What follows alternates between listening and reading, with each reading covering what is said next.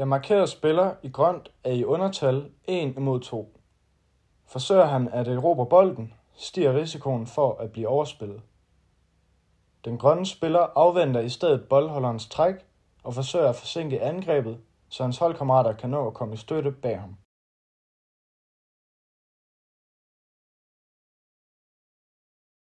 Presspilleren har nu forsinket angrebet så meget, at 2 af hans holdkammerater er nået tilbage i støtte. Det forsvarende hold er nu i overtal 3 imod 2, og risikoen ved at forsøge en erobring er mindre.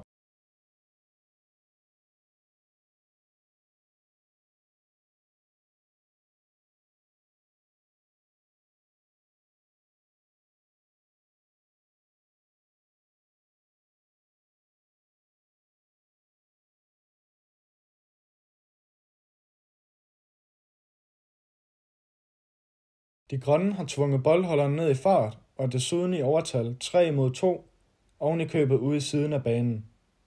Derfor bør de forsøge at erobre bolden.